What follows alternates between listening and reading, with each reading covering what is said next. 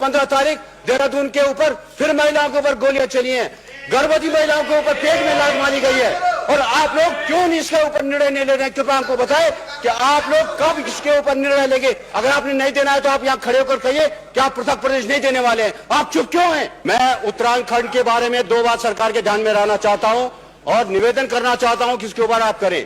पहली बात है पृथक प्रदेश बनाने के बारे में। ये बहुत पुरानी मांग चल रही है और ये सरकार, मैं इसके ऊपर आरोप लगाता हूं कि आप जानबूझकर इसको टाल रहे हैं। मान्यवर, आपने कहा कि पृथक प्रदेश के लिए प्रदेश सरकार से प्रस्ताव आना चाहिए। 12 अगस्त 91 को आपके पास प्रस्ताव आया है। 3-3.5 साल हो रहे हैं। उसके बाद हम बराबर आपसे कहते रहे और आपने कहा कि हम इसको जांच कर रहे हैं, आपके इसके ऊपर हमको जस्टिफिकेशन दीजिए। वो सब आपके पास आ गए। उसके बाद राष्ट्रपति शासन लागू हुआ। यहाँ पर मंत्री, माननीय राज्य मंत्री श्री PM शहीद ने कहा था 7.5-8 घंटे की डिबेट के बाद कि अभी राष्ट्रपति शासन है, हम इलेक्टेड गवर्नमेंट को आने के बाद जैसे उनकी रिकमेंडेशन आएगी तुरंत इसके ऊपर निर्णय लेंगे। मान्यवर, अभी जो दूसरी गवर्नमेंट आ गई है उसने भी आपको प्रस्ताव भेज दिया अगस्त इस साल। आप अभी भी चुप हैं। क्या मतलब है दिल्ली डायलिंग करने का? वहां पर 5-5.5 महीने से कोई सरकार नहीं चल रही है। आप मालूम है किस प्रकार का लोग वहां पर संघर्ष कर रहे हैं, किस प्रकार का दमन उनके ऊपर हो रहा है। मुजफ्फरनगर की घटना की आपको मालूम है, वहां पर हर रोज गोलियां चल रही हैं। परसों शाम को 15 तारीख देहरादून के ऊपर फिर महिलाओं के ऊपर गोलियां चली हैं, गर्भवती महिलाओं के ऊपर पेट में लात मारी गई है। और आप लोग क्यों इसके ऊपर निर्णय नहीं ले रहे हैं? कृपया हमको बताएं कि आप लोग कब इसके ऊपर निर्णय लेंगे। अगर आपने नहीं देना है तो आप यहाँ खड़े होकर कहिए कि आप पृथक प्रदेश नहीं देने वाले हैं। आप चुप क्यों हैं? कृपया बताइए आप हमको, कब तक आप चुप रहेंगे? कितनी गोलियां, कितनी लाठियां हम खाएंगे? कितने लोग हमारे मरेंगे? आप बताएं हमको। आप चुप क्यों हैं?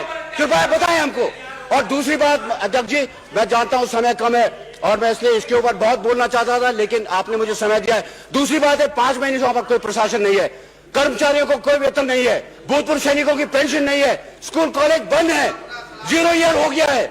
वहां पर हर रोज लाठी, हर रोज गोली, हर रोज अत्याचार हो रहे हैं। आप कब तक चुप रहेंगे? क्यों नहीं आप इसके ऊपर निर्णय लेते? आप वहां पर मुलायम सिंह सरकार को समर्थन दे रहे हैं, यहाँ पर आप चुपचाप होकर बैठे।